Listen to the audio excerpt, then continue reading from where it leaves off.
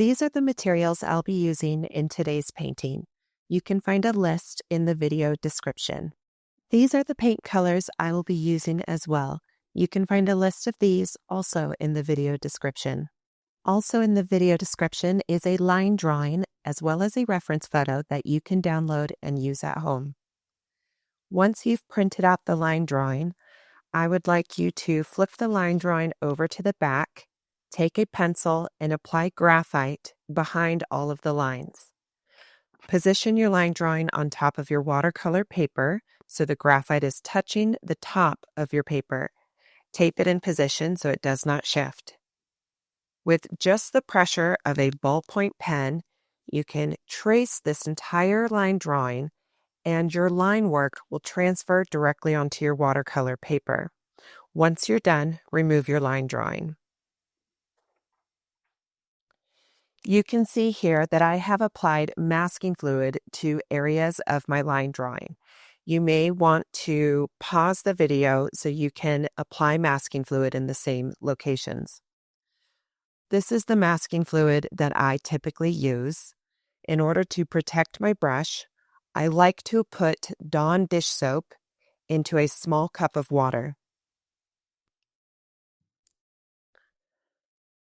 I apply soapy water to my paintbrush before I dip it into the masking fluid. I then apply the masking fluid in all these locations. Masking fluid dries very quickly, so you do need to rinse your brush in the soapy water regularly in between each application. If you look closely, you'll notice that I applied masking fluid on the underside of the hat and just on the inside of the nose, and I continued on the opposite side. I also went ahead and masked around the heart that is at the end of the hat, because I know from experience that painting stripes and having each stripe perfectly line up on the bottom and top edge can be difficult and challenging. So by applying masking fluid in these areas, I will be able to paint these stripes and have them end perfectly aligned because of where I've put this masking fluid. The other areas I've applied masking fluid are in the areas where I want white highlights on the different objects. I also want to add some texture to the mustache and beard hair. So because that requires line work as well, similar to a hat, I've applied masking fluid just inside on the slice of pumpkin pie as well as the hands. So when I do add that texture to the hair of my gnome, I don't have to worry about that texture running into my objects. It'll just streamline the process. I also have some of the pumpkin stems kind of coming down and overlapping the pumpkin. So I've masked that just to protect it so none of the orange paint will get into that small stem. I'm going to tip my paper so you can kind of see the other areas where I applied masking fluid for the little white highlights. Just take your time, pause the video, and apply your masking fluid in the same way. Once you're done, allow everything to dry, and then we can begin. I'm going to use my large round brush to get some water over to my paint palette. I'm not getting a lot of water because I want to have a darker value. The first color I'm mixing up is going to be the burnt umber. And I have scrap pieces of paper that allow me to kind of test the values of my colors first.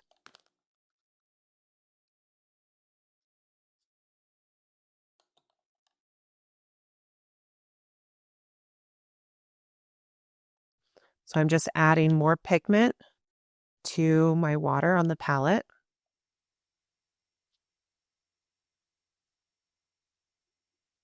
Once you're happy with the color, you can then mix the next color. So I've rinsed my brush. I'm getting clean water to a new area of my palette. I'm going to grab some cadmium yellow this time.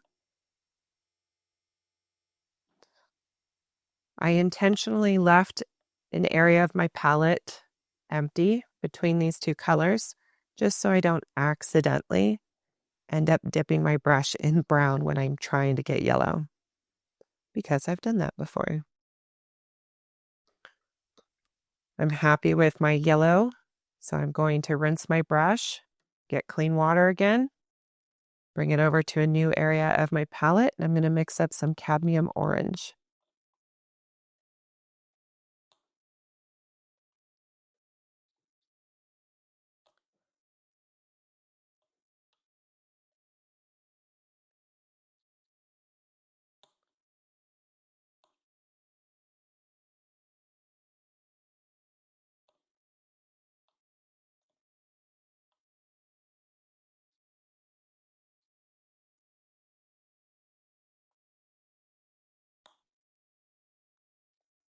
I'm going to test out the value of my color. And I feel like I want it to be a little darker than that. So I'm going to add some of that cadmium red mixture.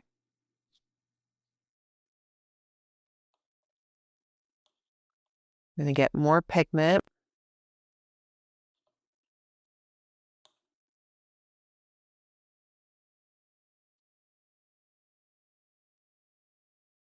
And I like that darker orange. I'm going to rinse the brush, get some clean water to a new area of my palette.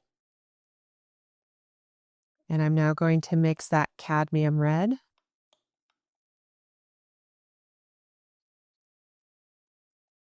If I don't add enough pigment, my red will always be looking pink.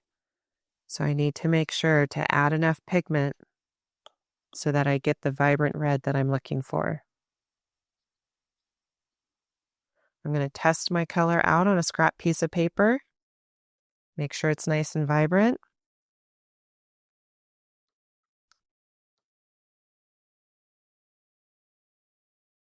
And then lastly, I'm going to mix up some of that sap green. I really don't have much of this color in the painting. It's just a small amount on the pumpkin.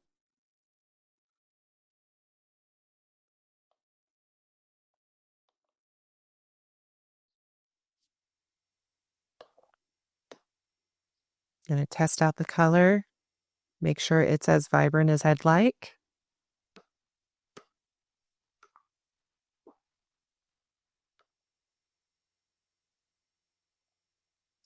Once I'm happy with the colors, then I can begin painting. I'm going to start with the stripes of the hat on the gnome.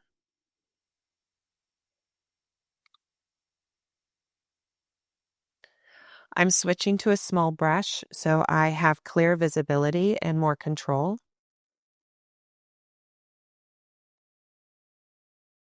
I'm going to apply clean water just within this first stripe. It's a little dirty, but that's all right. I'm not being super perfect about the water. It doesn't have to go right up to the pencil edge.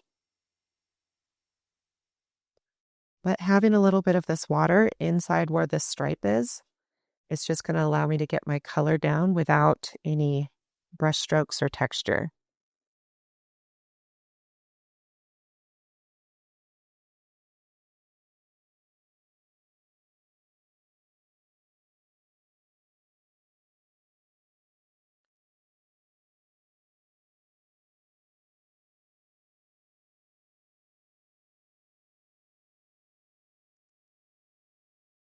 I started from the bottom of my stripe, and once I begin adding my color, I know how quickly things will dry on this paper.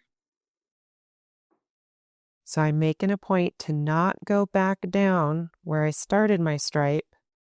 I'm avoiding the fiddling.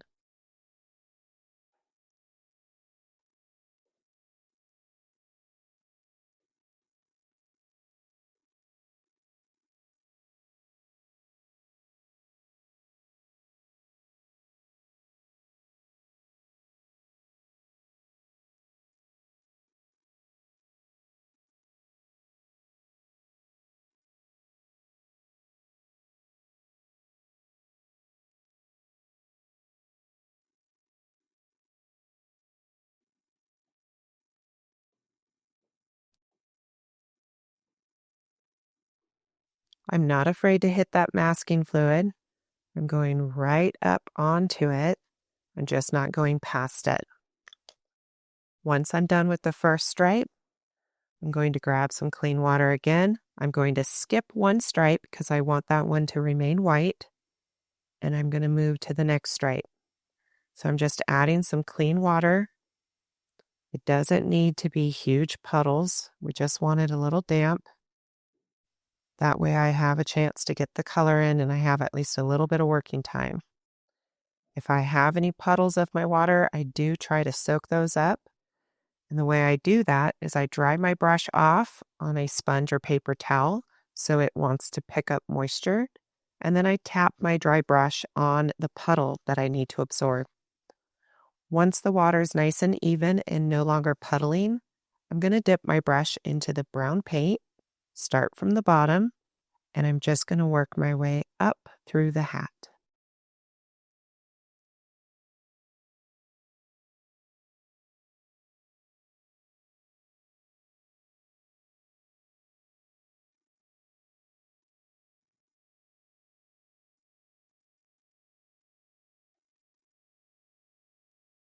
Notice every time I dip my brush into my paint on the palette, I do wipe it off on the rim once so that the brush is only semi-loaded with paint, and this helps avoid creating puddles of paint on my paper surface. It makes it a lot easier to control, and it actually gives me better brush control.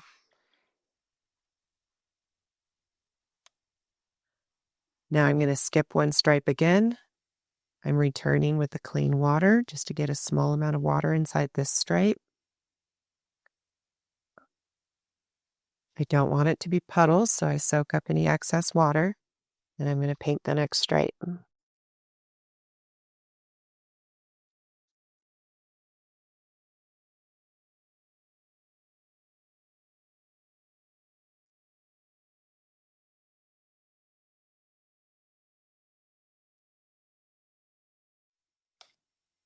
I'm going to rinse my brush, skip a stripe, apply clean water.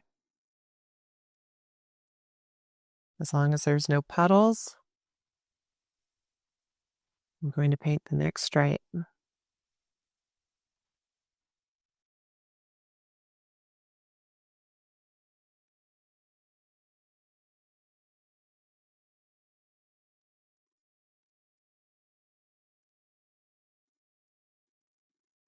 Rinse my brush, get some clean water, put a little bit of water inside the stripe.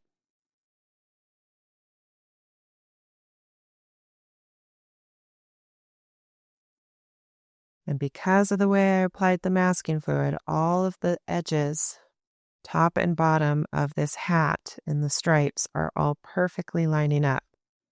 And that's because of that masking fluid. So there's definitely a time and place to use masking fluid where it will just drastically simplify the painting process and give you cleaner results.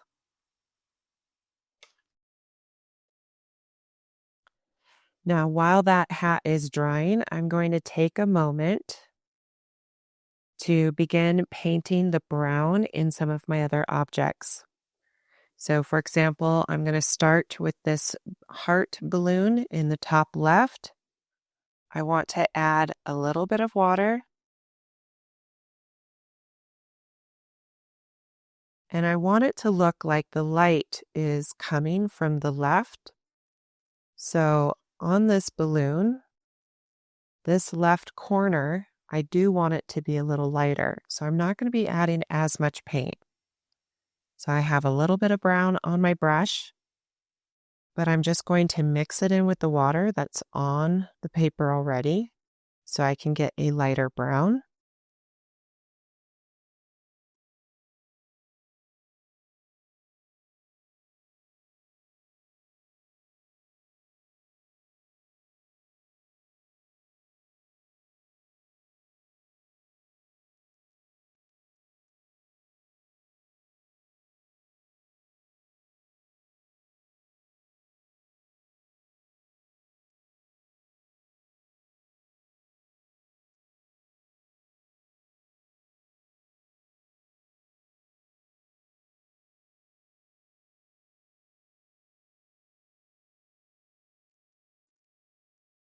I'm going to let that area dry. I'm going to get some clean water and apply it to the upper right section of this balloon. You can tell my water's dirty, but that's all right because it's the same color that I'm going to go for. I'm going to grab some brown paint, but this time I want the brown to be a darker value. So I'm coming in with more paint on my brush this time.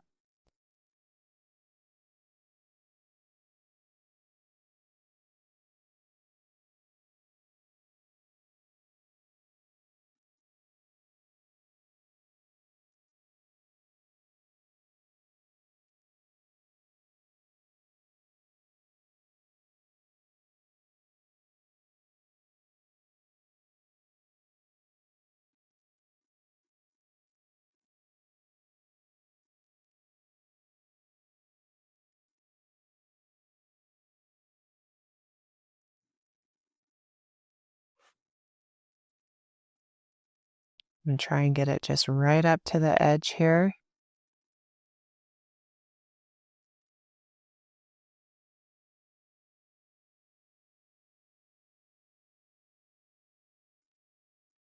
Rinse my brush. I'm going to get just a small amount of water on the bottom of this balloon.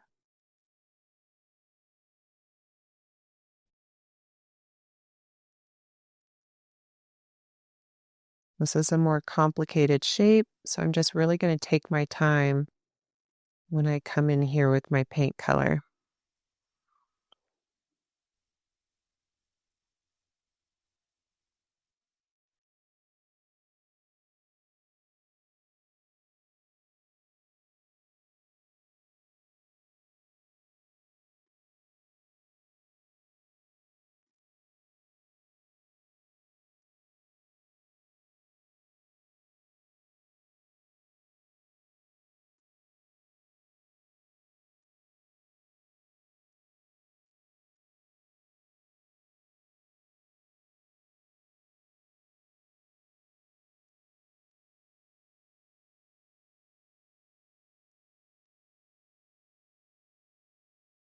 I try to trace the outer edges of my shapes just so I have a nice, clean end product while everything is still wet.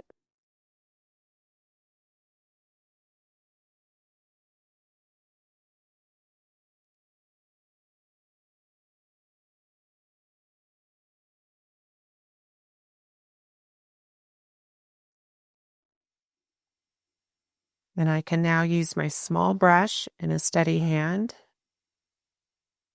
and I can paint the string of this balloon.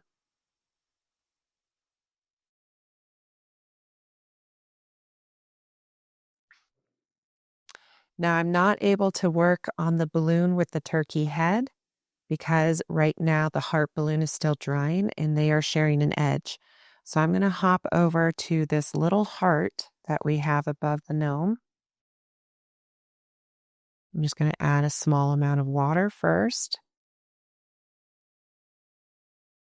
because I also want there to be a lighter value of brown on the left edge for that light source. So I'm applying my darker brown along the right.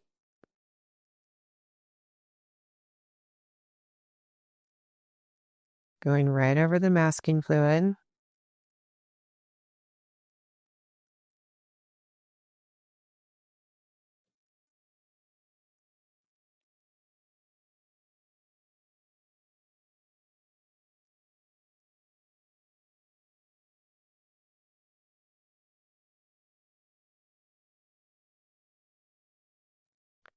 And then before things dry, I'm just going to drag some of that brown into the water on the upper left so it looks a little lighter.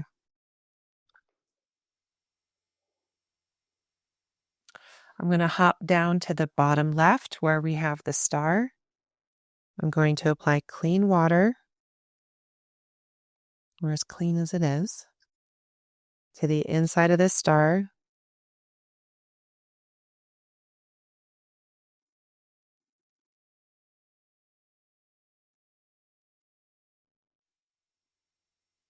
I'm not worried about the masking fluid. I'm going right on top of that with the water, trying to avoid the handle of the red coffee cup.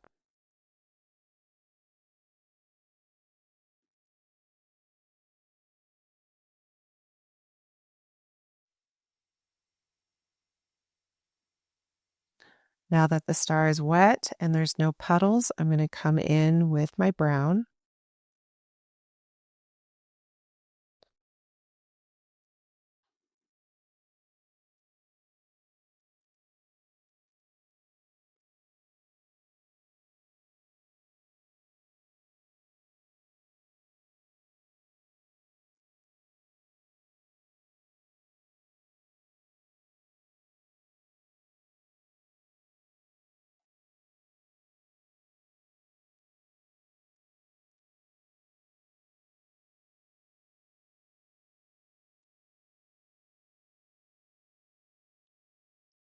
I want to make sure the star is nice and dark on this bottom right edge, because that's opposite of our light source.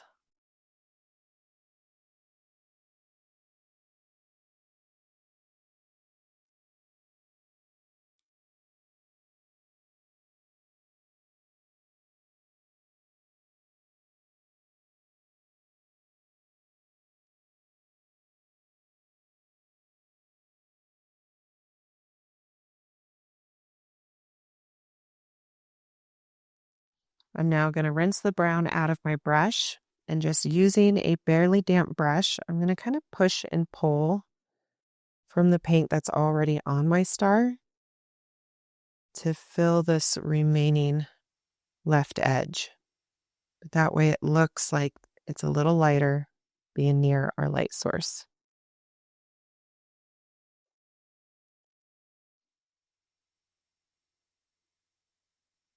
I make sure to soak up any puddles of paint before I consider that area done, because if you let puddles of paint sit, it will create blooms. And if that's not the texture you're going for, then you want to soak up any puddling of paint before you move on. I'm going to come back up to the balloons. It looks like the heart balloon is now dry. So I'm going to apply clean water to this turkey head balloon. I want to avoid the yellow beak, but I'm not concerned about hitting the eyes with the water. The eyes will eventually be black.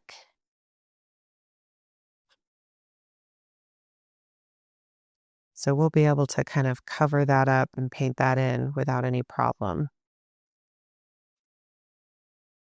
I go pretty heavy-handed on the water in the beginning because those first layers will want to dry very quickly. But I go real slow when I'm around the beak. I don't want any water to go in there. I'm going to make sure there's no puddles. That's going to ensure I have control over where my paint goes. Now my light source is still on the upper left, so I'm going to apply the darkest brown to the right side of the balloon.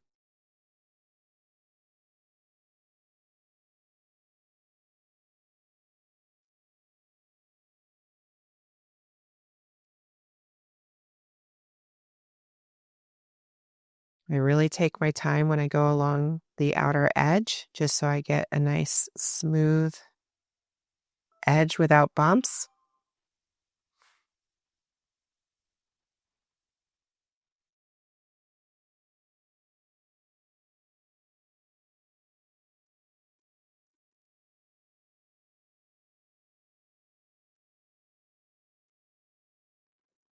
If you enjoyed this tutorial, please hit that subscribe button and give me a thumbs up.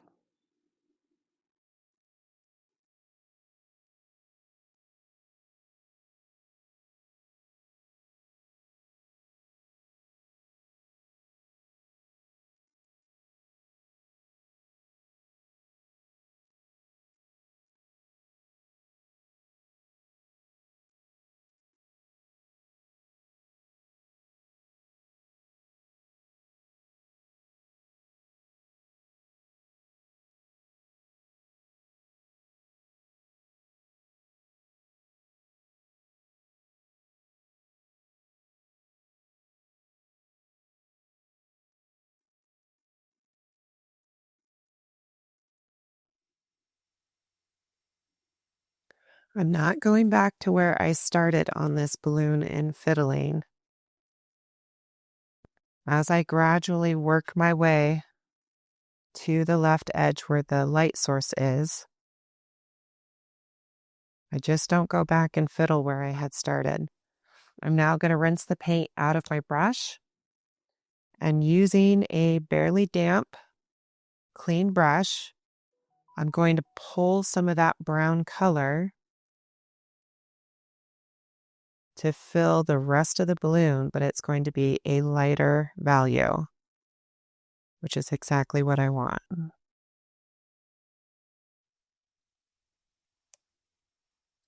Now I'm going to let that dry. I'm going to take a moment now to paint the pumpkin orange. I'm going to switch to a larger brush. I'm using a number 6 round. I'm going to apply some clean-ish water.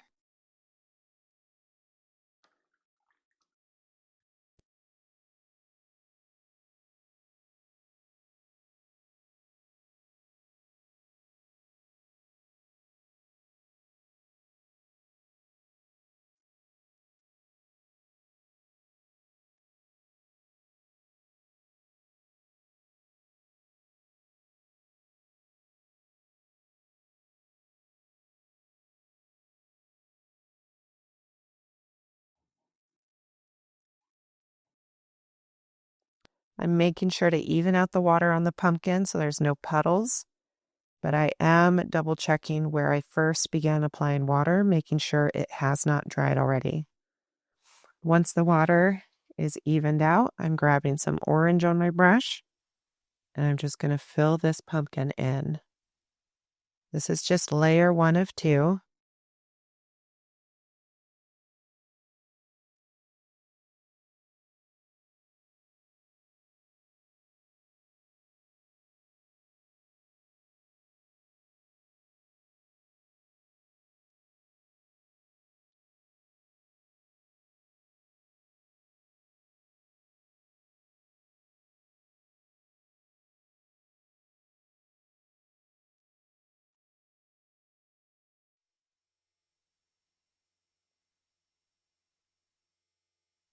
I'm not worried about the masking fluid. I'm going right over top of it.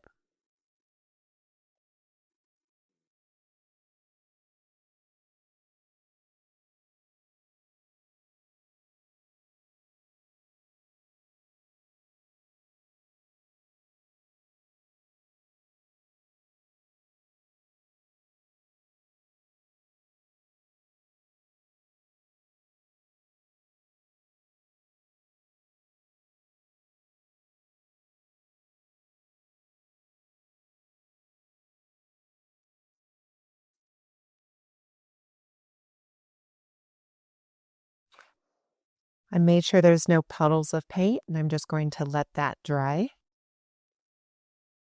Now I'm going to return to this turkey balloon in the upper left. I'm going to switch back to my small number 2 round, and I'm going to add some yellow to the tall center flower, or feather, I should say.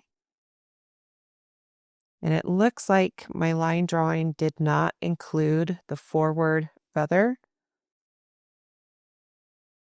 So I'm just leaving a little area for me to add that feather later. And I am just painting wet on dry because this is such a small shape.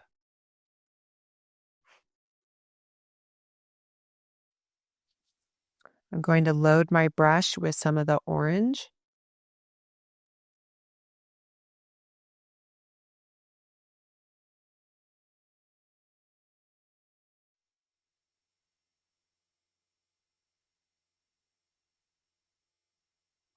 As I get towards the end of the feather, I rinse my brush and put water on my brush just so I can create a lighter value.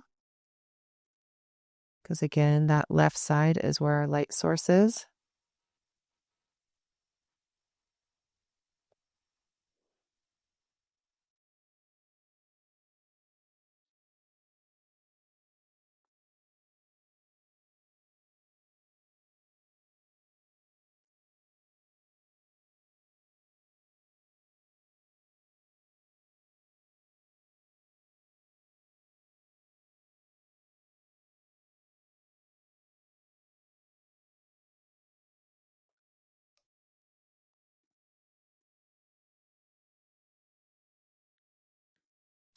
Now I'm going to take a moment to make sure all the stripes on the hat are completely dry. And if it is, then I'm going to use my clean finger to remove just the masking fluid that is on the underside of the hat, going around the gnome's nose. I'm going to do my best to leave the little masking fluid that's on the nose for the reflection, as well as the small pieces of masking fluid on the hat for highlights. So I'm just removing the masking fluid that was near the stripes on the hat.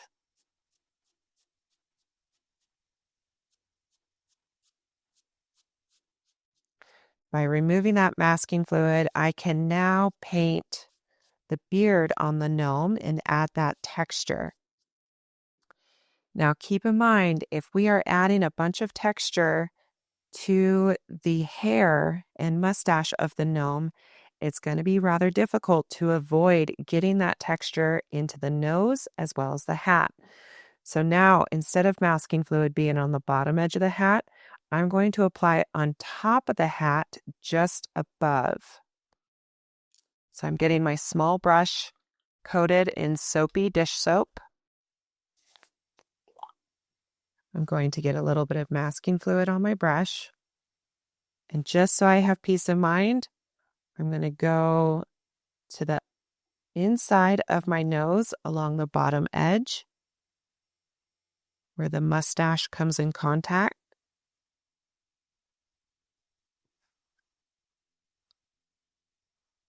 And I'm going to continue applying some masking fluid right on top of the hat along the bottom edge where it comes in contact with the hair as well.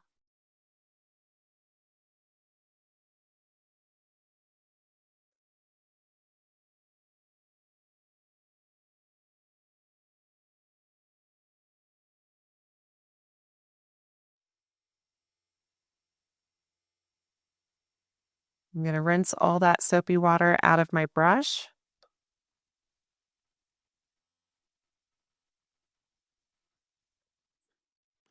I can also remove the masking fluid that is on this heart.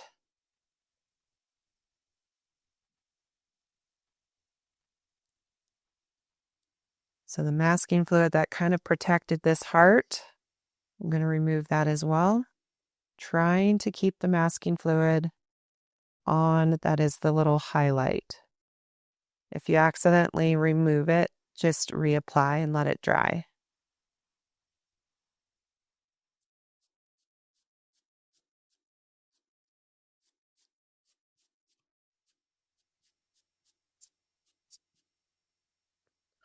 I'm also going to remove some of the masking fluid on the turkey balloon. I'm going to remove the masking fluid that's protecting the little hair.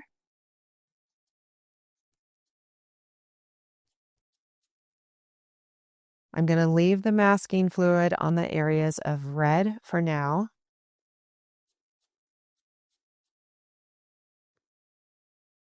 I'm leaving the masking fluid on the heart balloon for now. And everywhere else, I feel like the masking fluid can stay. So we're just kind of taking it off as needed, but we're pausing to make sure we get everything in that we need. All right, I'm going to cap my masking fluid, set that aside, and I'm now going to mix up just a light brown for the facial hair of the gnome. So I'm going to take some clean water to a new area of my palette. And I'm just going to grab some of the brown that I have already mixed up, and I'm going to bring that to my water and dilute it.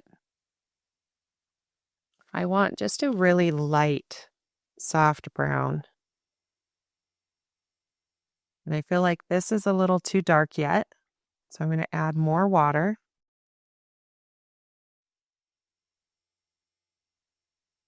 And I know watercolors will dry to be about 20% lighter, so I feel like that's a good value for now.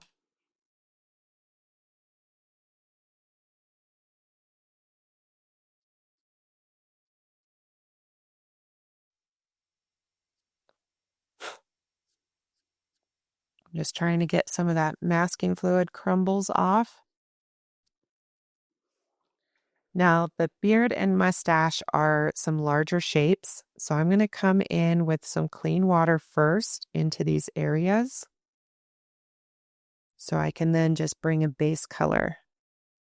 And because of the way I applied the masking fluid around the pumpkin pie and hands, that's going to help me kind of get around this complicated shape with less effort.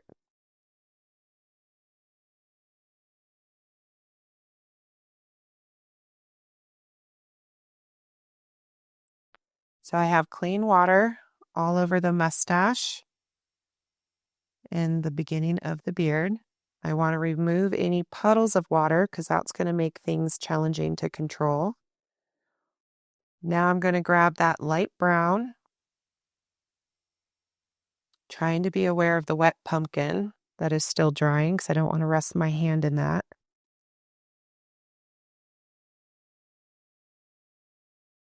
And I'm adding this light watered down brown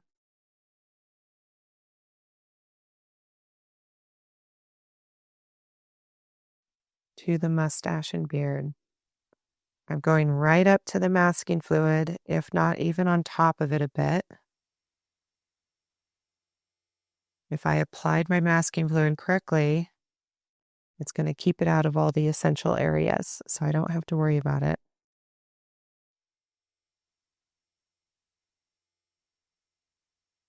I have some puddling, so I'm drying my brush off on my sponge or paper towel. Once my brush is dry, then I can soak up the puddle and then return to adding paint.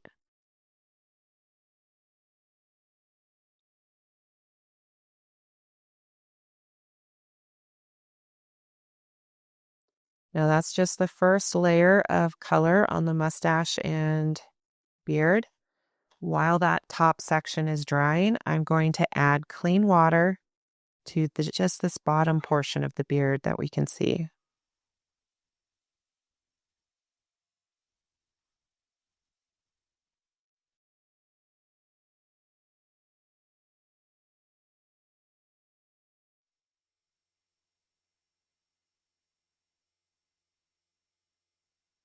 I'm going to make sure there's no puddling of water.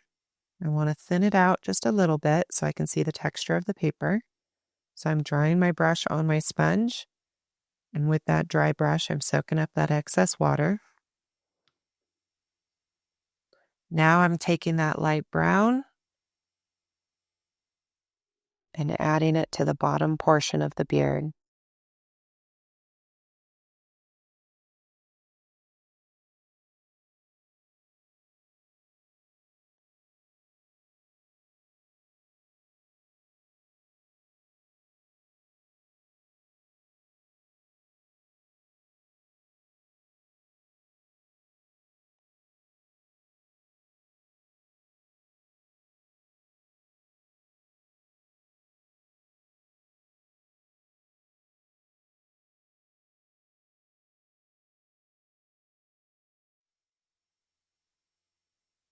All right, we're just going to let that dry.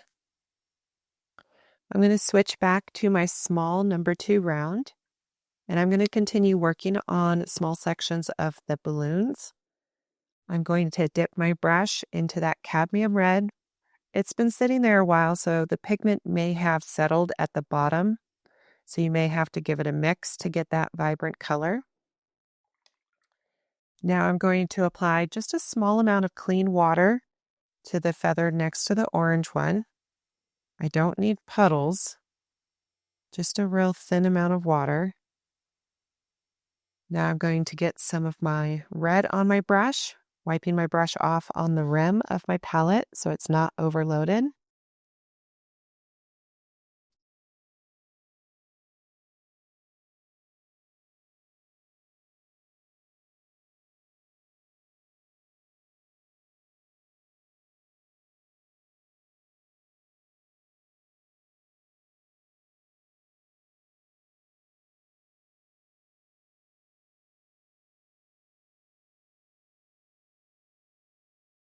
As I near the end of the feather, which is closest to my light source, I'm going to rinse my brush.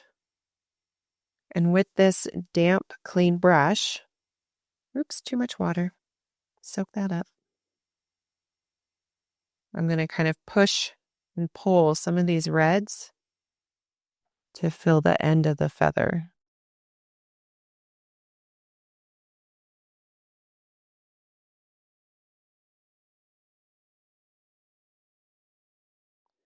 If you feel like you kind of removed too much of the color while it's still wet, you can just come back in,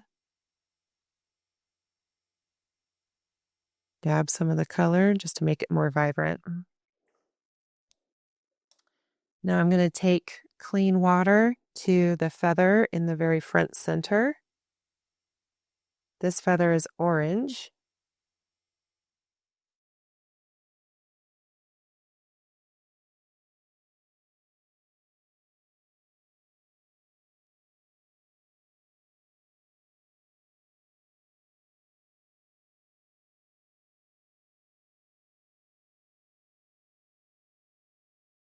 I'm going to add just a small amount of red to the very bottom of this feather. Now I'm going to remove the paint from my brush, rinse it out, drag my brush across a sponge so I'm not bringing excess water. And now with this barely damp brush, I can kind of push and pull the color in this feather to fill it.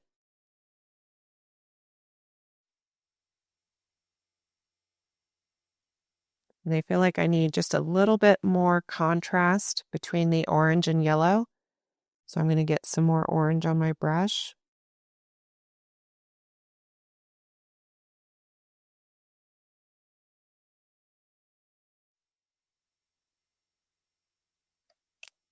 I'm rinsing the paint out of my brush. I'm going to grab a little bit of water. And on the red feather, I'm going to add some clean water there.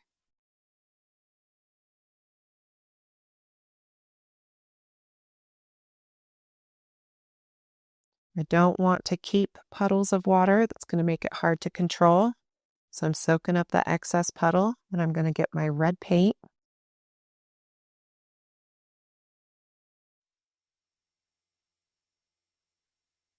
I always make sure to only semi-load my brush with my paint. That will minimize the chances of getting puddles on your paper surface.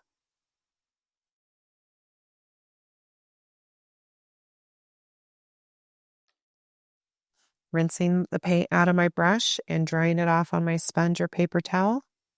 And I'm just kind of finishing off this feather. And I'm going to let that dry. I'm going to move to the turkey head balloon and add some yellow and orange to the beak. I'm going to first apply some clean water to that space just to give me some blending time. I'm going to begin with the bright yellow.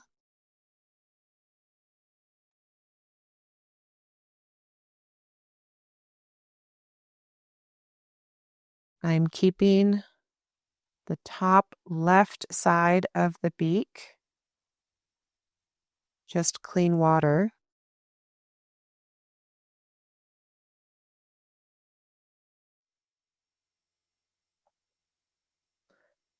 If I have puddling of paint, I dry my brush using a paper towel or sponge to soak up the puddles. I'm going to use a clean, barely damp brush to kind of pull that yellow over into the areas that are just water, just to tint it a little bit, but it still looks like a highlight. I'm now going to grab some orange with my small brush, making sure to only semi-load it, so I'm dragging it across the rim.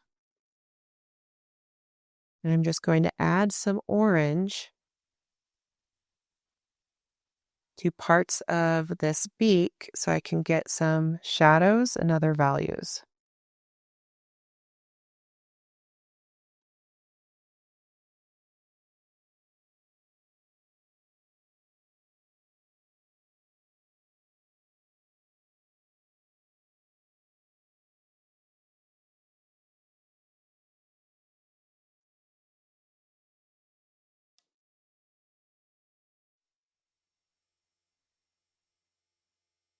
Things are beginning to dry on this beak, so I need to kind of get out. Any additional detail can be done on the next layer.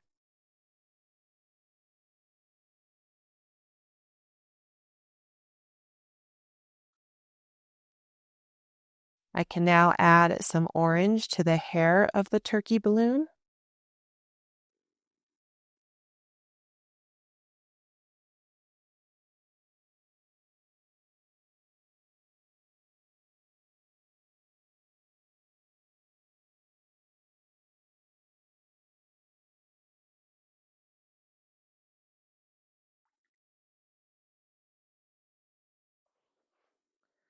I'm now going to hop over to the heart that's at the end of the hat.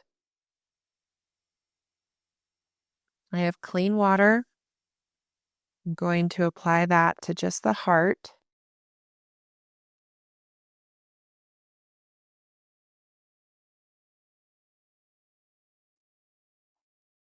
I'm going to use my watered down brown that I used on the beard, because this left edge is closest to the light source.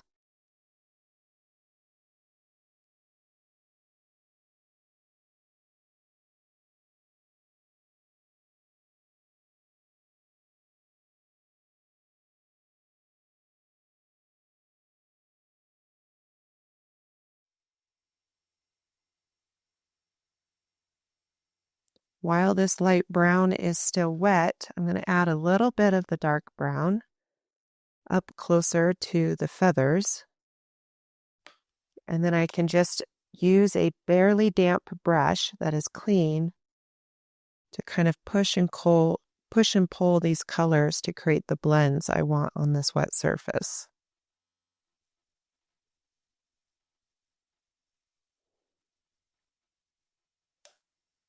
I'm now going to paint the opposite side of the heart.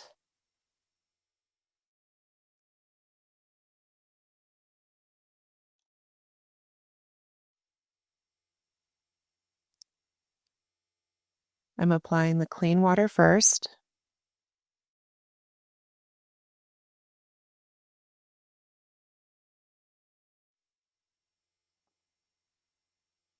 I'm going to add some of the brown. This is the darker brown.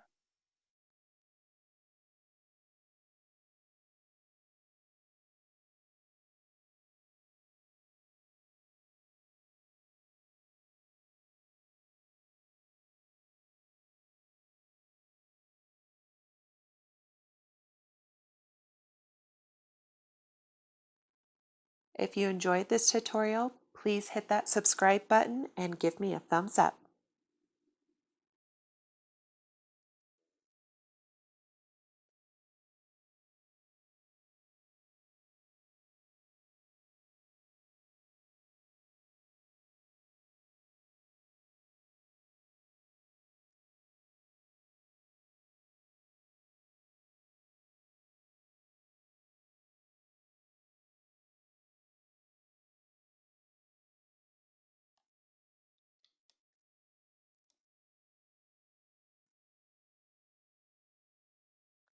The next shapes on the underside of this heart are very small, so I'm just going in with that dark brown right onto the dry paper.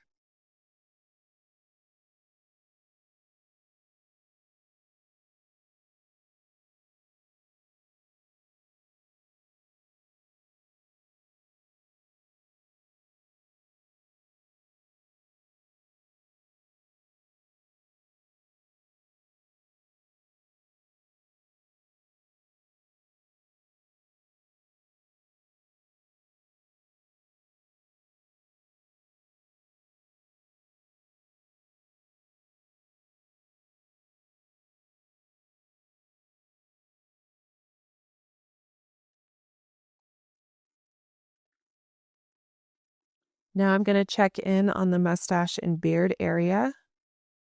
It still feels cold to the back of my hand, so it needs a little bit more time to dry. So I'm going to hop back up to this heart balloon and add the brown feathers. I'm going to apply a little bit of water first.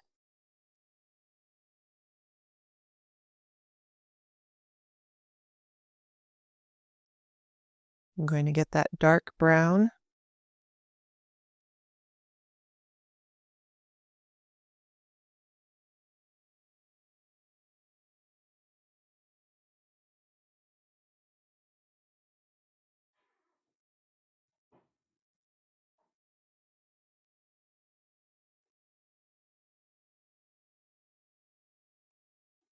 I want to make sure I have contrast between the feather and the balloon, since they are both technically the same color.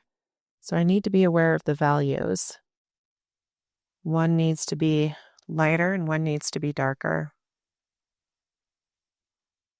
So I'm doing my best to make sure that the brown feather here is darker in value than the balloon behind it.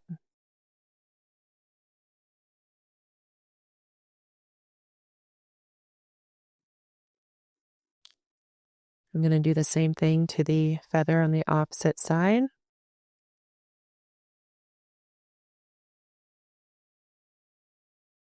Adding some clean water first, grabbing the dark brown,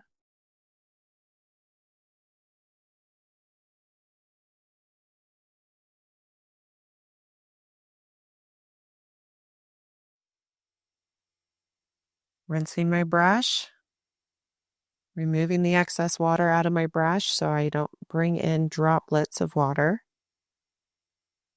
And I'm just kind of creating a blend here on the wet surface of this.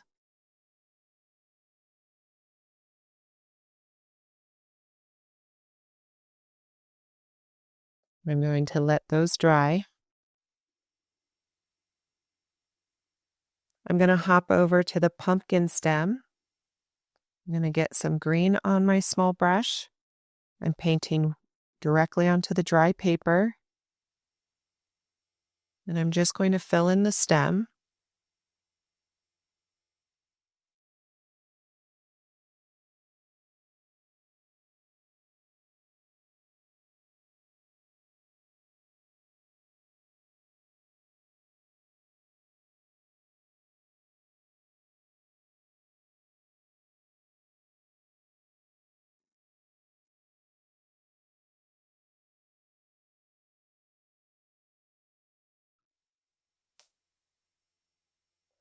I'm going to check on the turkey heart at the end of the hat. Everything seems dry.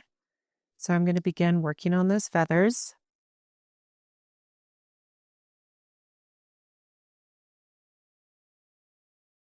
I'm going to add some clean water to the feather first, making sure it's nice and thin. No puddling.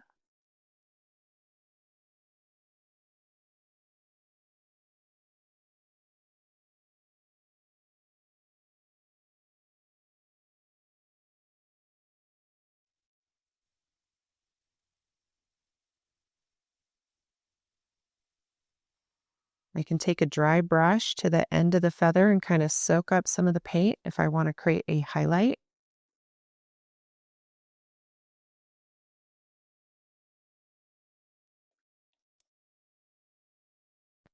I'm going to skip the feather that's red because they're sharing an edge, and I'm going to hop over to the brown feather. I'm going to apply a thin amount of water. I don't want any puddling, so I'm soaking up the excess water. Coming in with the darker brown.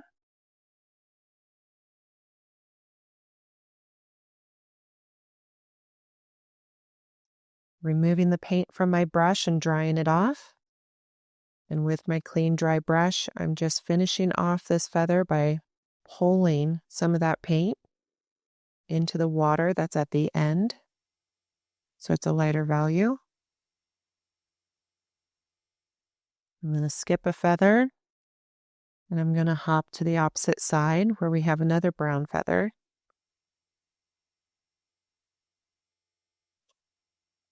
Applying a thin amount of water again.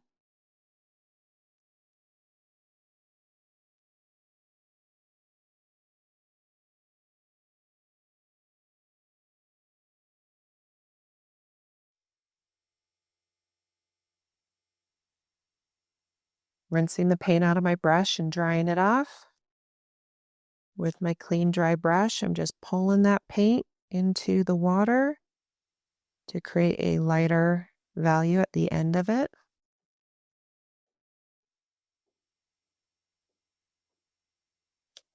I'm going to skip a feather, hop to the orange one. There's some brown here from when I dropped my brush earlier, so I'm just taking a little bit of water and scrubbing on top of that.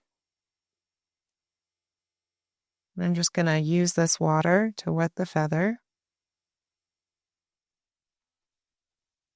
I'm going to grab some orange.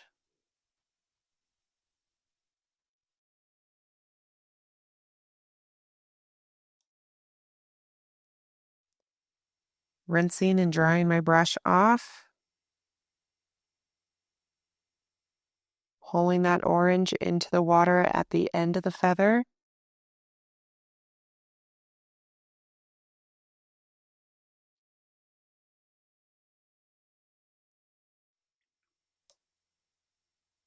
I'm going to check in on this beard. Everything is now dry, so now I can add texture to the mustache and beard. So the first thing I'm going to do is I'm going to make sure I'm using my lighter brown.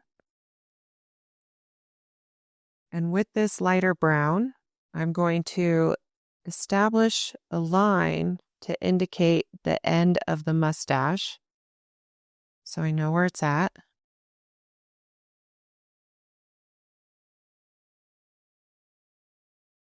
I'm also going to use this lighter brown to create hair-like textures in the mustache.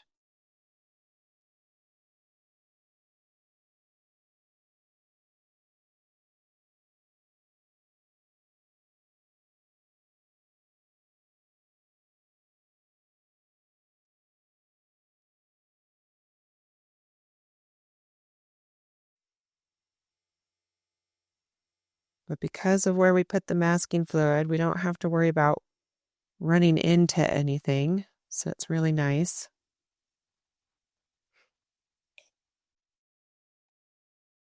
I'm going to add these hair textures to the beard as well. I'm just going to go more vertical with my line work.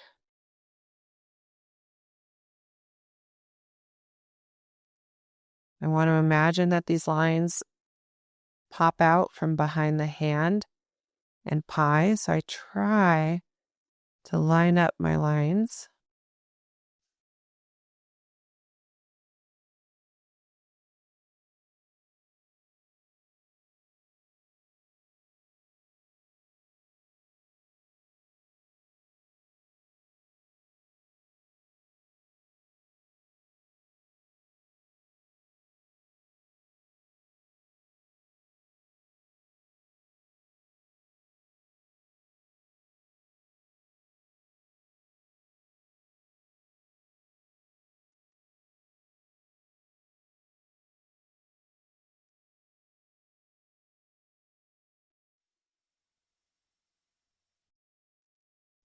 I'm going to use some of this dark brown to identify where the center of the mustache is and where the separation is between the two halves.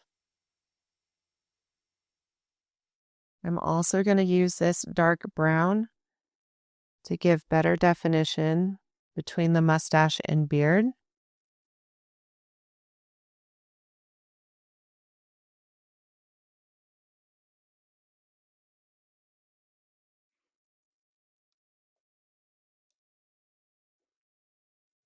I'm now going to go to the top two balloons.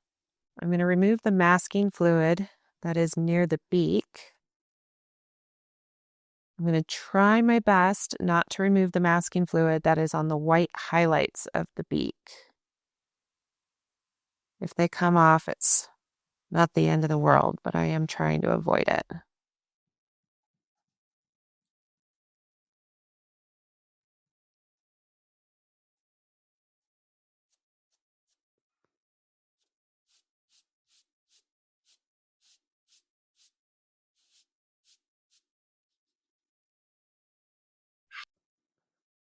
Now I'm going to paint the yellow beak on the heart balloon on the left. Using my small brush, I'm just painting wet on dry.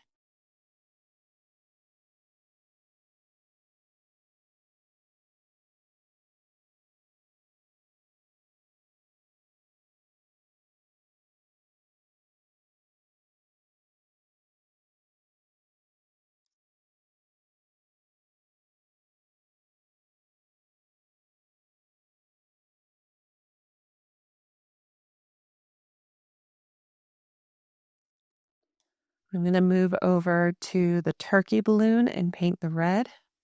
The beak is completely dry, so I'm just going to paint the red right on top.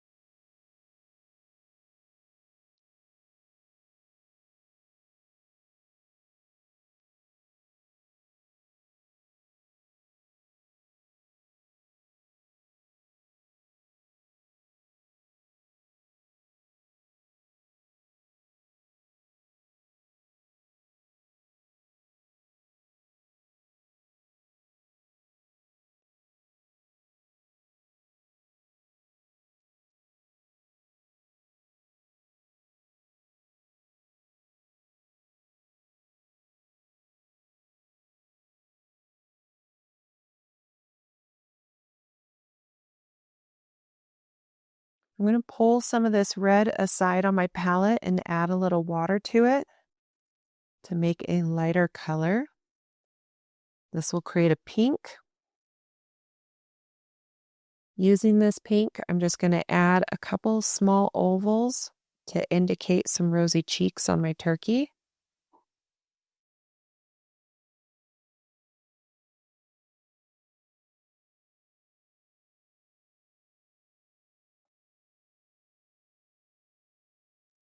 I'm going to use a little bit of black and minimal water because I want it to be nice and dark. You could use Payne's Gray also. I'm going to paint the eyes.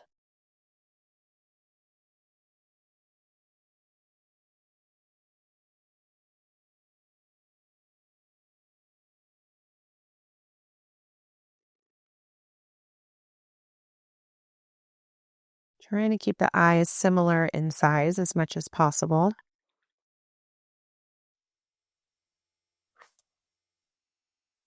I'm going to hop to the heart turkey at the end of the hat and finish painting those feathers. Adding clean water first, very thin amount.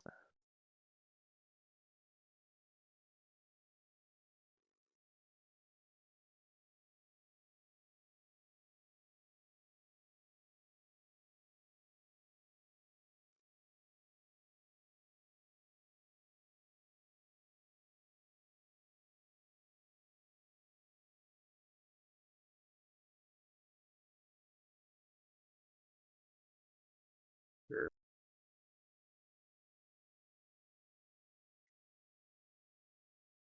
going to paint the red feather on the opposite side as well.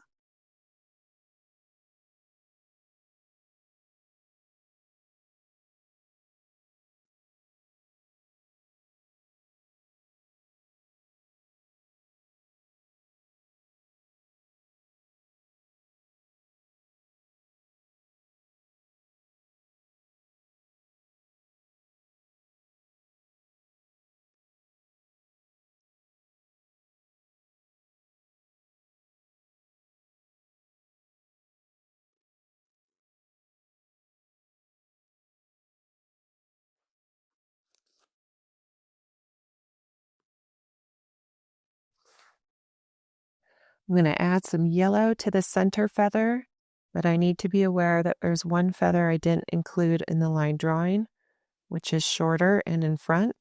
So I'm painting with this yellow directly onto dry paper, and I'm staying towards the upper half, trying to leave a little bit of space for a feather I can add later. Now the turkey balloon in the upper left, the heart, should be dry, so I can add the red to around the beak.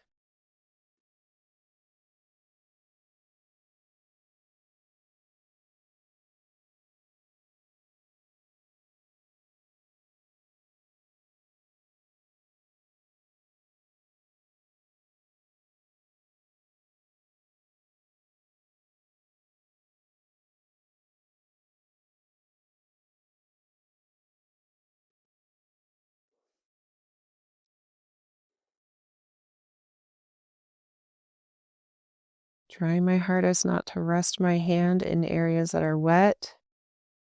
Sometimes you might want to hit them with a blow dryer, because then it's less risky.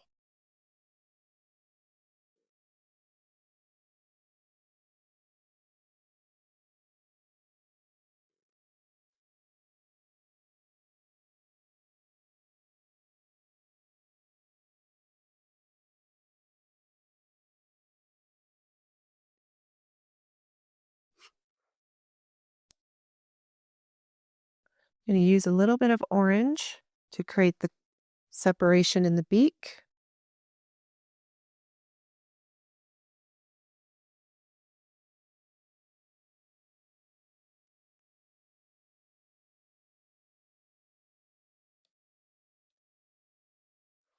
Now that the beard on the gnome is completely dry, I can remove the masking fluid from the hat and nose. I'm going to try to keep the small amount of masking fluid for the highlight on the nose still intact. So I'm moving around that.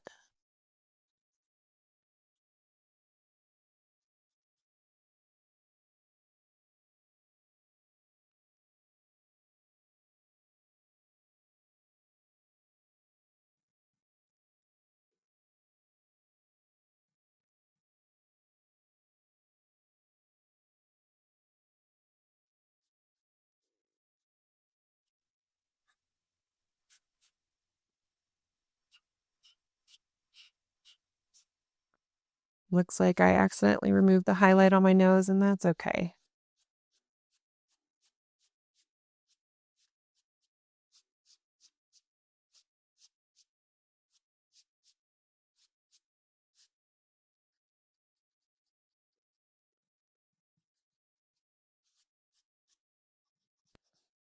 Sometimes there's masking fluid still there that you can't see with your eye, so I really try to be aware and go over it a few times with my fingers. I'm going to get soapy water on my brush. Put some masking fluid back on the nose for highlights.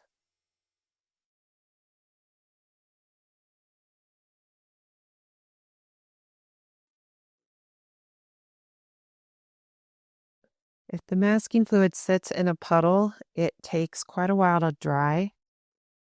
So I like to thin it out. Not with water, but I just like to make sure it doesn't sit in a really tall raised puddle on my paper.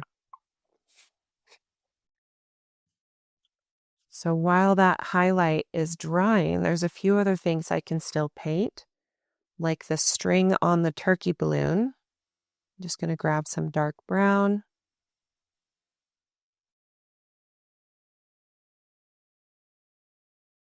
Holding my brush vertical, being very light-handed, and trying to barely bend the bristles of the brush is what's going to give me nice thin lines.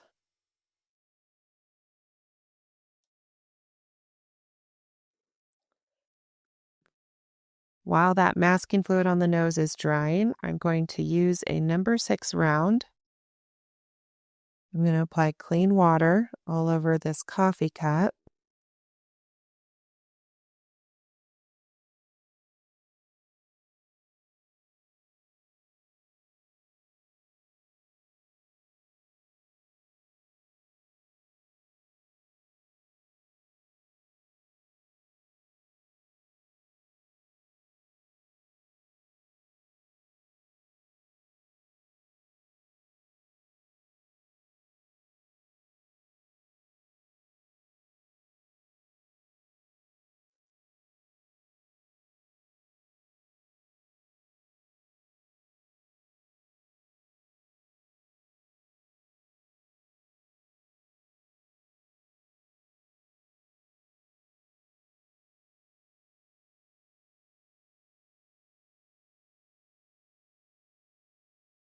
Once the entire coffee cup has water, including the handle, make sure there's no areas beginning to dry.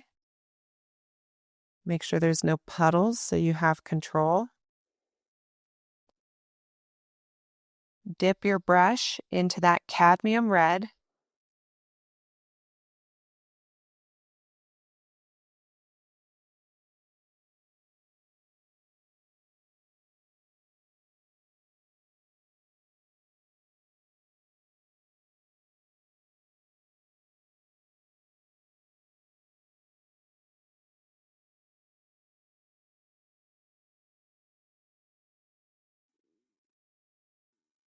I have a camera battery that might be going dead soon, so we may lose visual on just the coffee mug portion.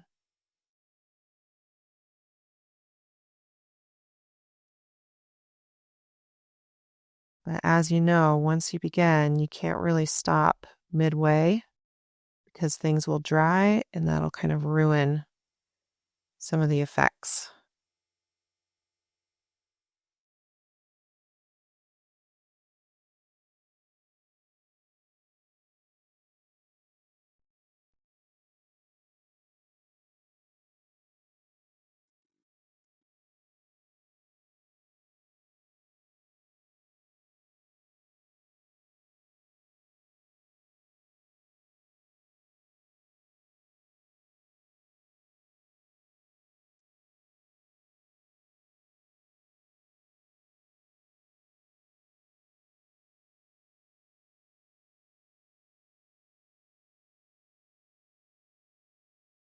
Trying to keep nice, clean edges.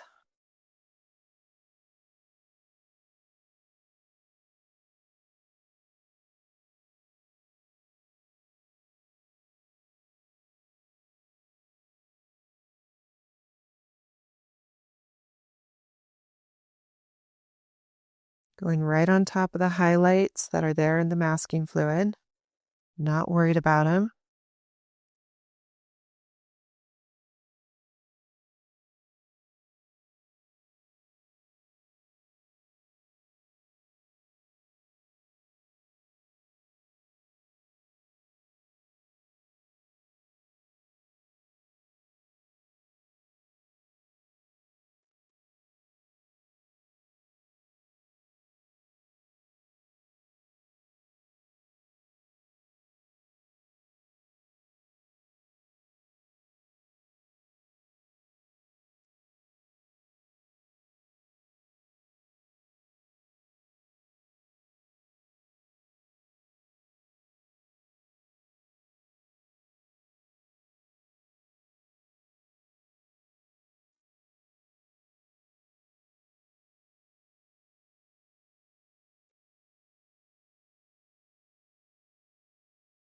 I'm going to rinse some of that paint out of my brush. And with just a damp, clean brush, I'm going to finish off the handle of this coffee cup, but it's going to be a little lighter.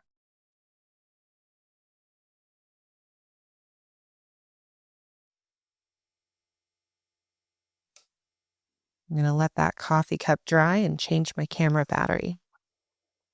While that coffee cup is drying, I'm going to move to the gnome's nose. The masking fluid on the highlights are now dry, and I'm going to mix up a skin tone color. So I'm going to put some water on my palette. I'm going to add the smallest amount of brown and the smallest amount of red. I'm going to test out my color on a scrap piece of paper. Make sure it's a color I like. I feel like that's not quite dark enough, so I'm going to add more pigment to my mixture.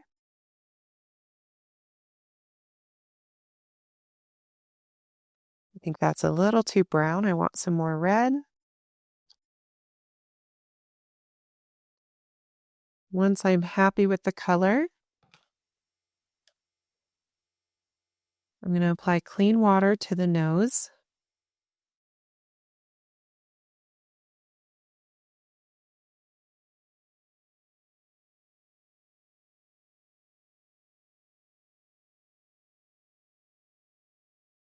Once the nose is wet,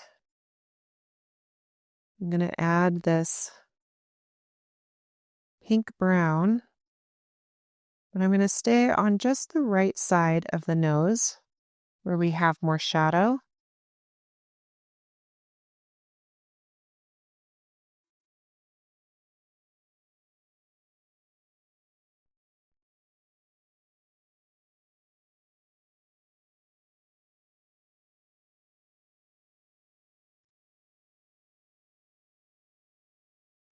I'm now going to rinse the color out of my brush, and with a clean, damp brush, I'm just going to pull some of that color over to the area on the left side that is more in highlight.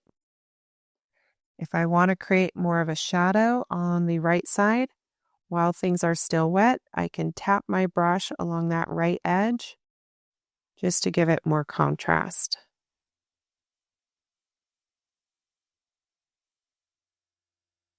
And I'm going to let that dry. This heart at the end of the hat has since dried, so I can paint the missing feather. I'm just going in with my orange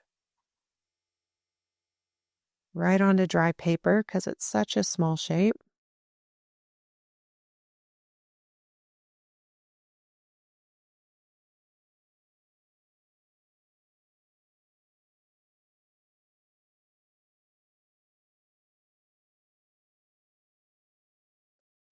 Now, while that is drying, I can begin returning to these other details, these other balloons, and adding some of the feather details.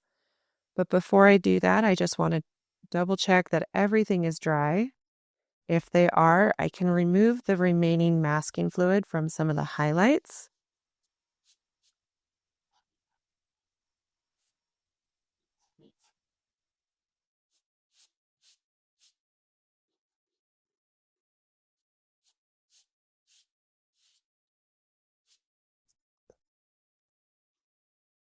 You can do that from the brown star at the bottom left. Being aware that the mug is still wet, so I can't remove any masking fluid near the mug because I might smear that red across. Now I'm going to paint small details on the feathers. I'm going to start with the heart in the upper left. Painting wet on dry, making sure to wipe my brush off on the rim of my palette really well. And I'm just going to come into these feathers and add just a little bit of color right on top to create that feather texture.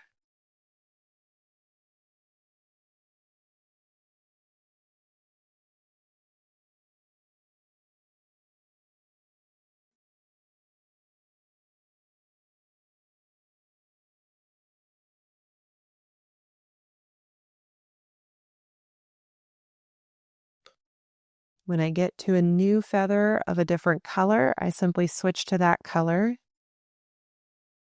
before I do the details.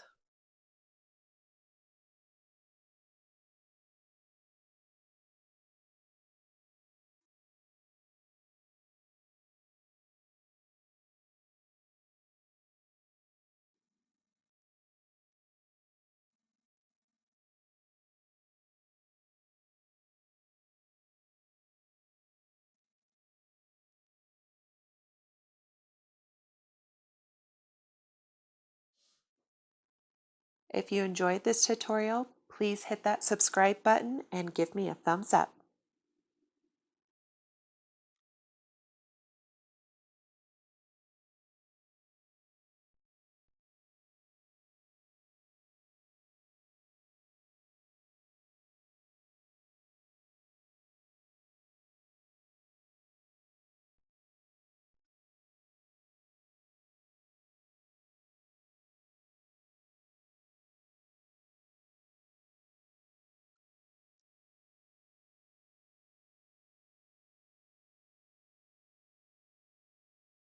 I'm going to add a little bit of orange to a yellow, making a color in between the two for the texture on the feather in the back, just so it shows up a little bit more.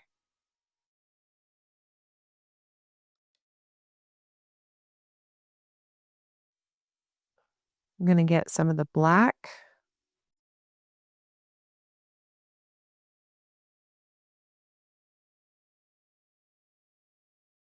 To add to the nostrils of the little turkey.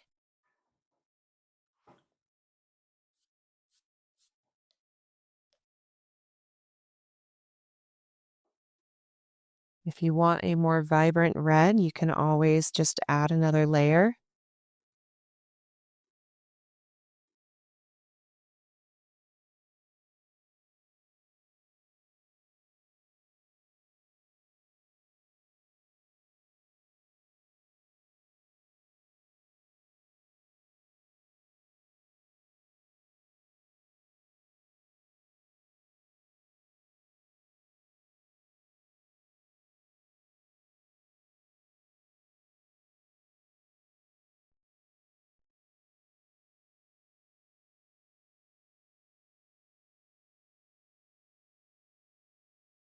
I'm going to add a little texture to the hair of the turkey balloon.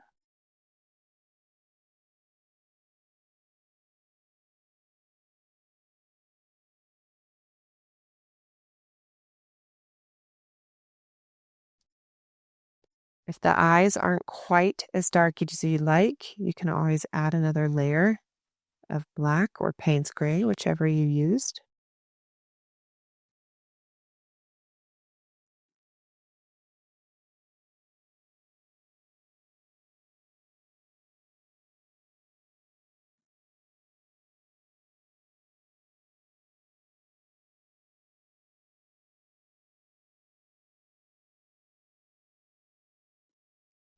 I'm going to get some of the dark brown and just do a little bit of line work to add separation between the balloon and the bottom of it.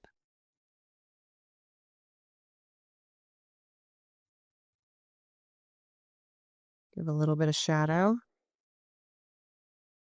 If there are some of the feathers that are kind of camouflaged in with the brown balloon behind it, you can do some line work just to try and add a shadow so they pop a little bit more.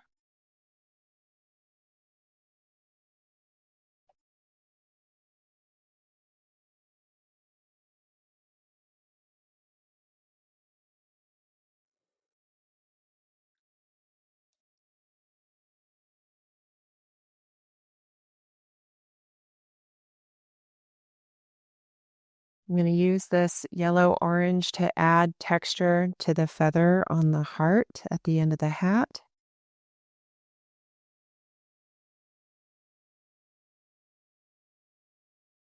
I'm going to get some orange and do the same thing for the orange feathers.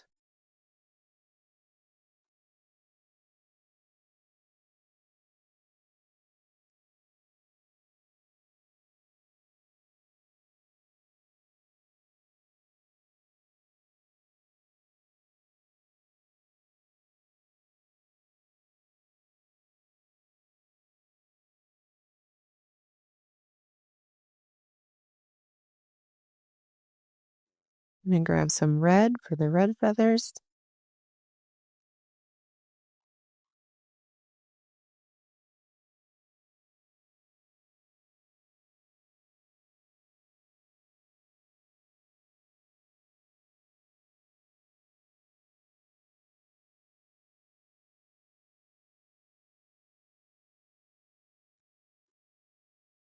I'm going to do the same for the brown.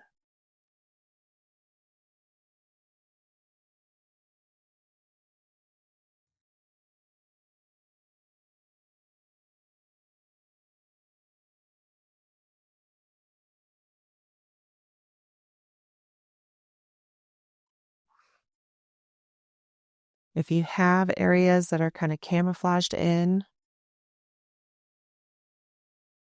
to the brown balloon, you can add that shadow highlight just to make a few things pop forward more.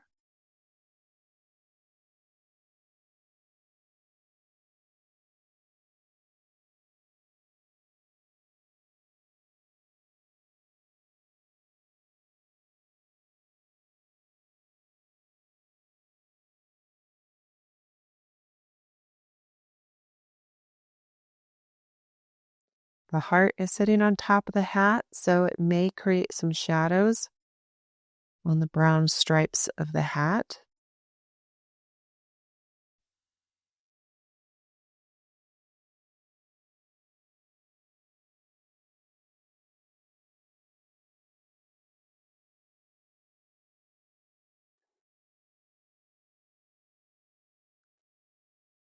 I'm going to check to see if the pumpkin is dry. It is, so I'm going to remove the masking fluid from the pumpkin, including the little pumpkin vines. I need to be careful when I get close to the coffee cup because that may still be drying, and I don't want to smear the red paint.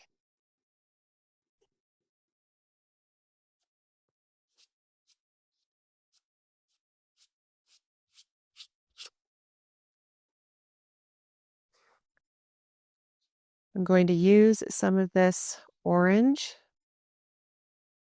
to create some line work in between the sections of the pumpkin.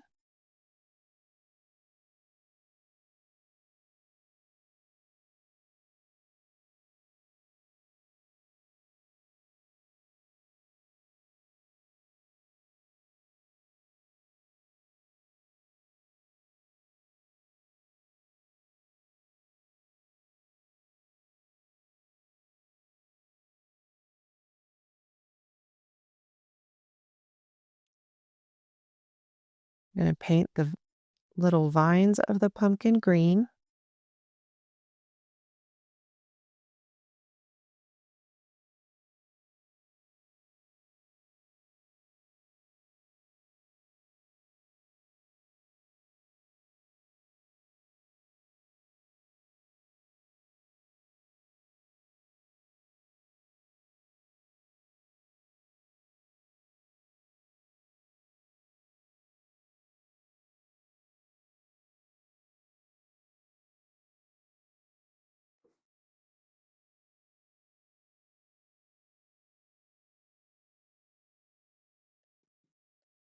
I'm going to make sure the feathers on the heart are completely dry. Then if they are, I can remove the masking fluid.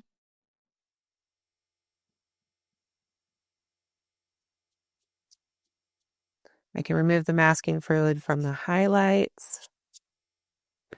I can remove them from the nose.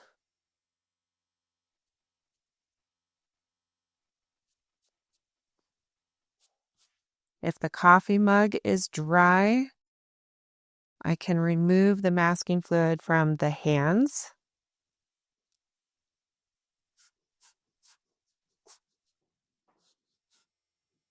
As well as the pumpkin pie.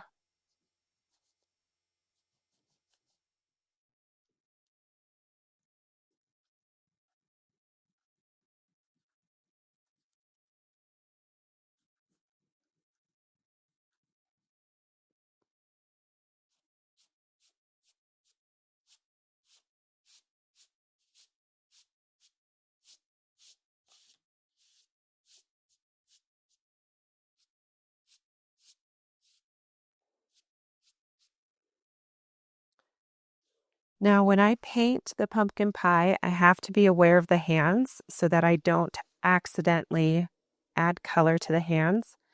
If you're concerned about it, you can always apply masking fluid to the inside edge of both hands just to protect them.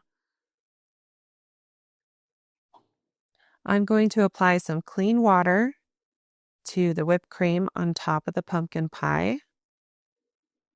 As you can tell, my clean water isn't very clean. That's all right. I'm going to add just a little bit of yellow. But I want you to note that I'm not applying the yellow everywhere. I'm not filling this whipped cream in. I'm just kind of going around the edges of the swirl to give it a hint of color. The rest I'm allowing to stay white. If you feel like the yellow went too far, you can dry your brush on a sponge or paper towel, and with that dry brush, you can soak up some of that color so it is less vibrant.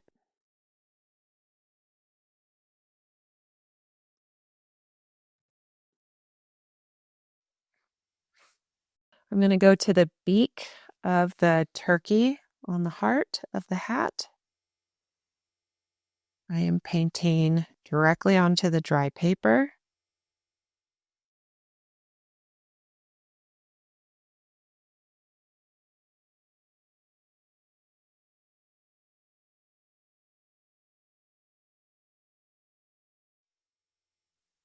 While that's drying, I'm going to paint the crust of the pumpkin pie. I'm going to start by filling in the crust with the watered down brown I used on the beard. So I'm painting directly onto the dry paper, just filling this in.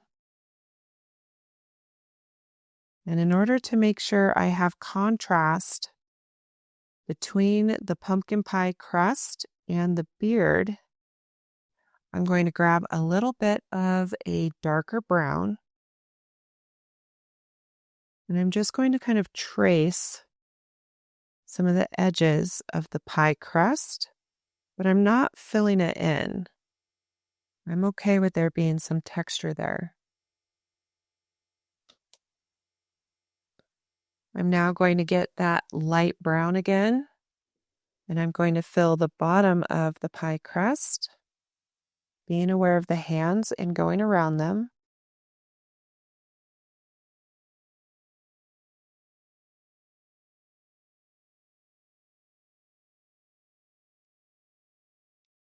I'm letting this light brown kind of sit in a puddle on the crust so it doesn't dry too fast. That's going to give me time to come back with the darker brown to add some shadows here and there.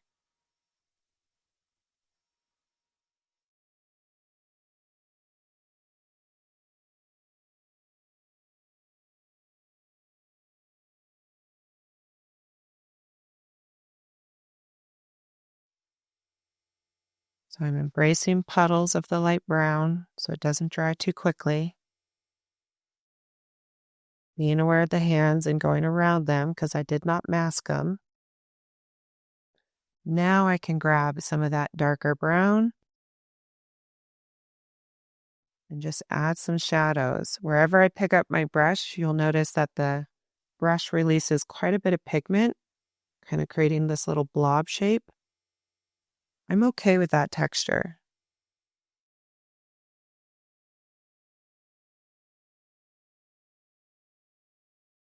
And I'm just going to let that pie crust dry.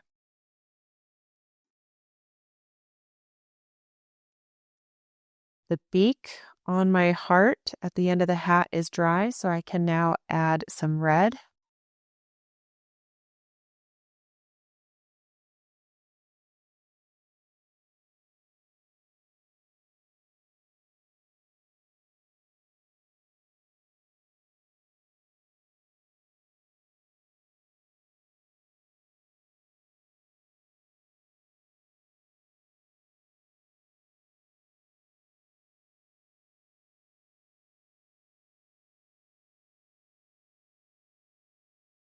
Keeping my brush very vertical and my pressure very light so I don't make larger marks than I intend.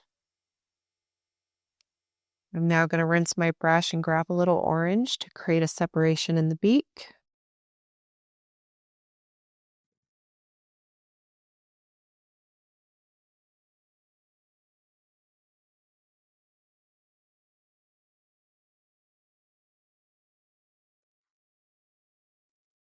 I'm now going to check on the coffee cup. If it's completely dry, I can remove the masking fluid.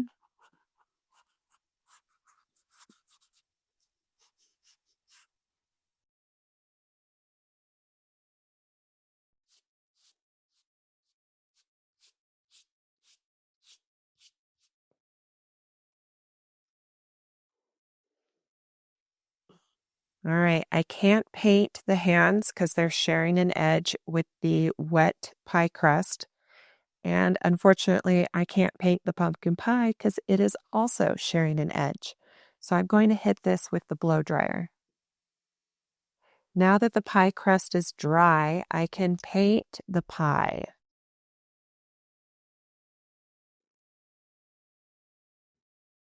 I'm going to add some water, making sure I don't hit the beard, hands, or whipped cream.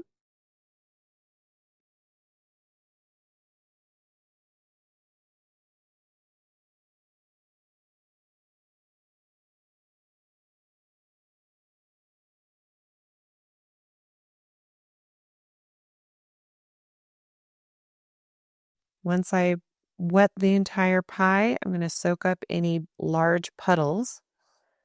I'm now going to grab the orange.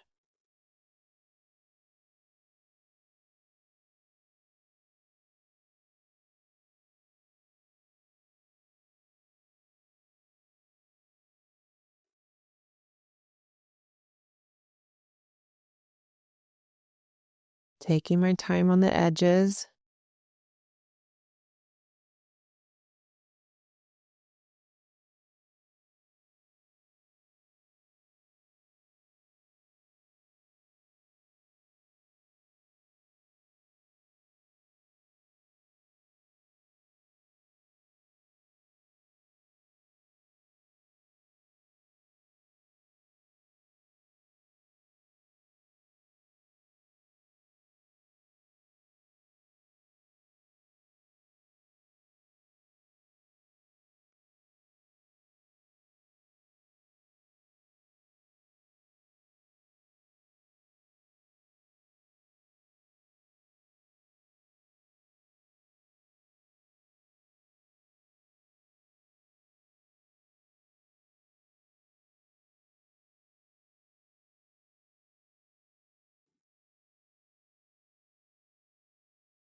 Being very aware of those hands and trying to go around them.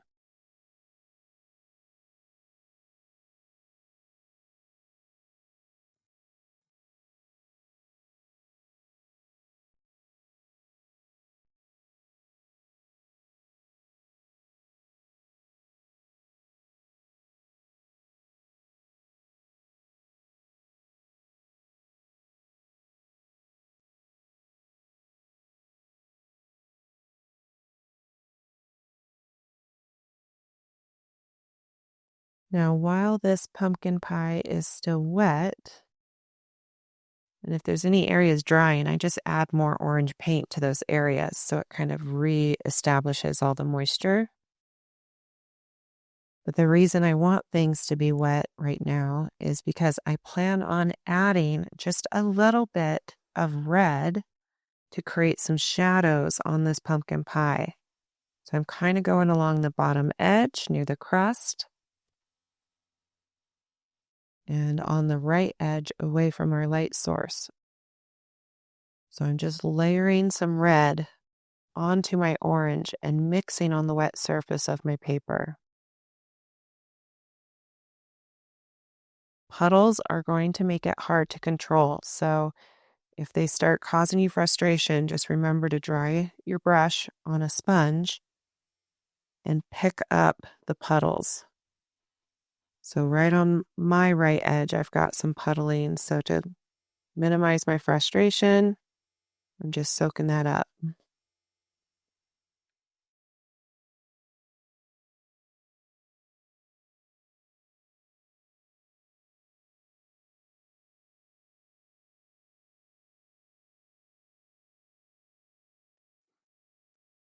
I'm going to let that layer dry.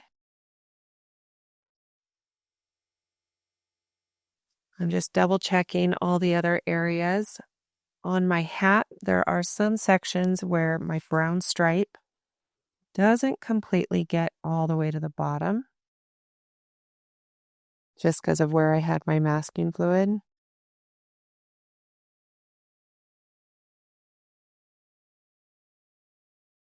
So if I want, I can do a layer of brown in there just to bring the color down so it meets the mustache.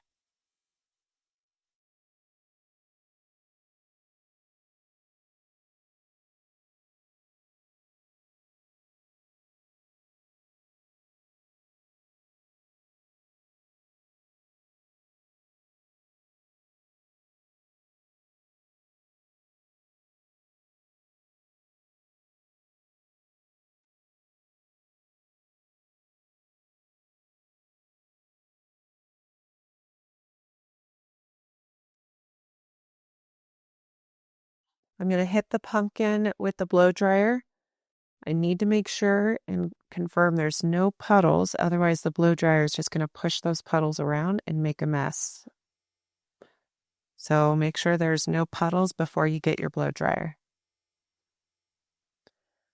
I'm going to take a small round and apply clean water to the left hand of the gnome.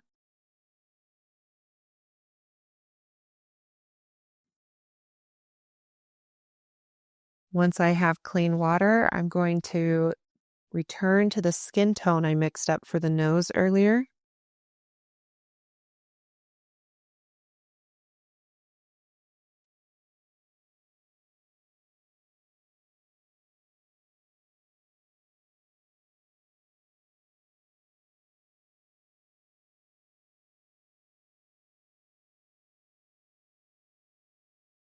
Once I have color on the hand, I'm going to just tap my brush on the right side of the hand just to get a little bit more contrast. And I'm going to repeat this process on the hand to the right side. Water first.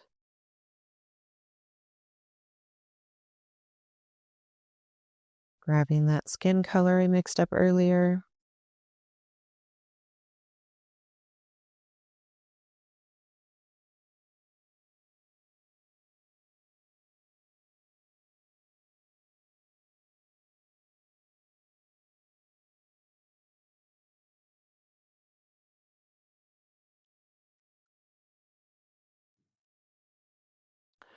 While those hands are drying, I can add a little more detail to the pie. I'm going to get that orange. I'm going to paint right onto the dry surface. And I'm just going to create that edge of the pie along the corner.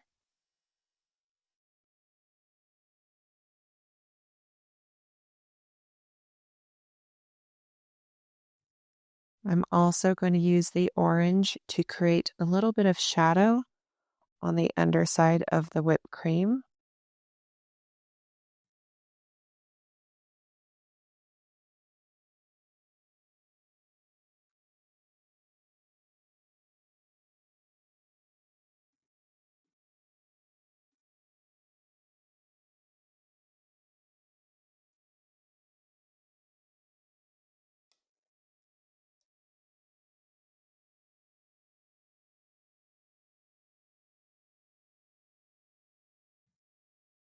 I'm going to get some brown on my brush,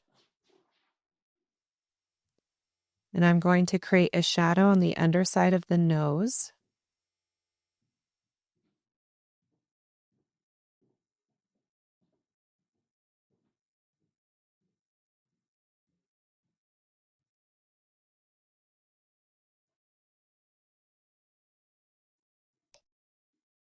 I'm going to get some red on my brush and create a shadow on my mug right up against where the beard is.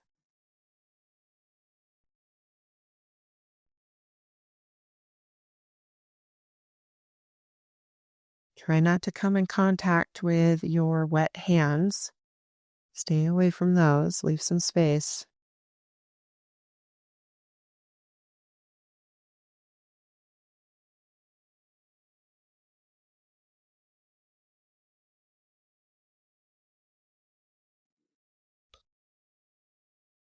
I'm going to get some green and add some texture to the stem of the pumpkin.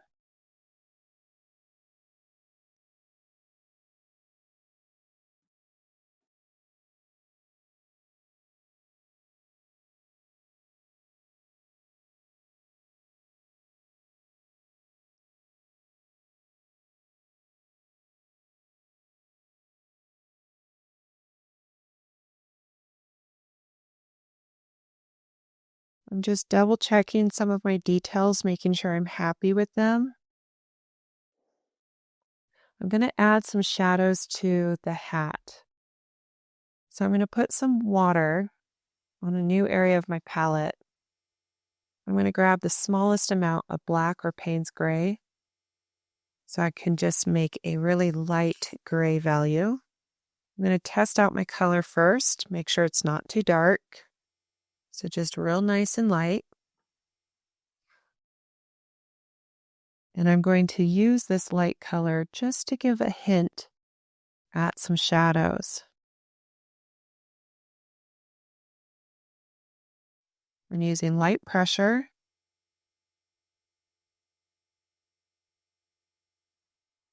Try not to press down hard. I don't want to gouge the previous layers I have.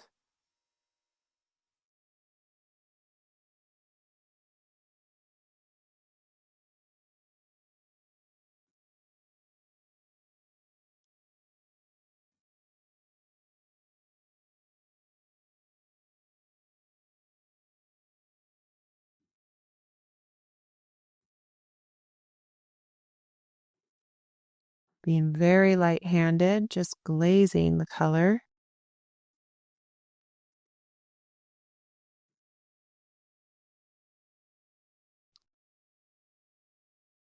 I'm going to check on the pumpkin and the hands. Things are dry, so I'm going to grab the dark brown, create a little bit of a shadow.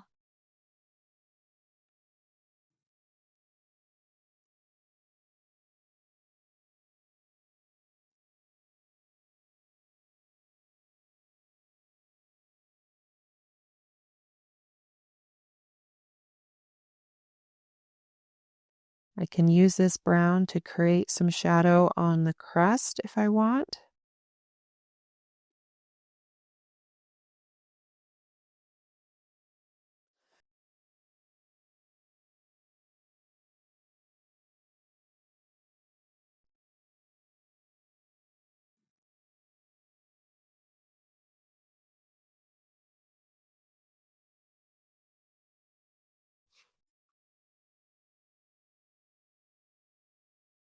Going to use that skin tone. As long as those hands are dry, I'm going to add just a little crease to indicate maybe a thumb.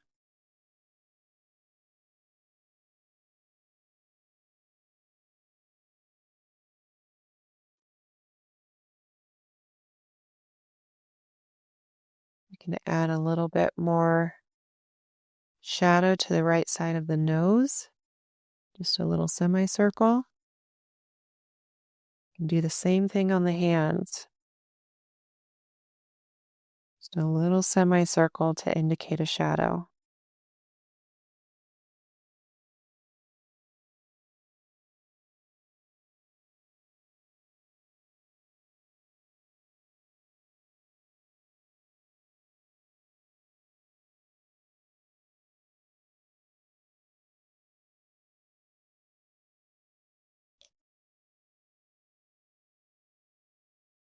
I'm just double checking everything at this moment, making sure I have all the details I want.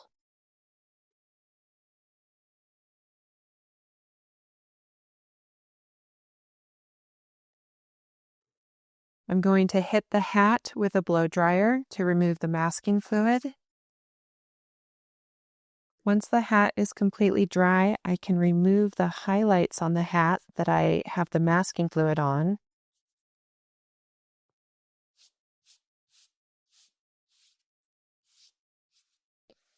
And that completes today's painting. I hope you enjoyed it. Do consider commenting or sharing it with a friend, and make sure to hit that thumbs up and subscribe button. Have a wonderful Thanksgiving.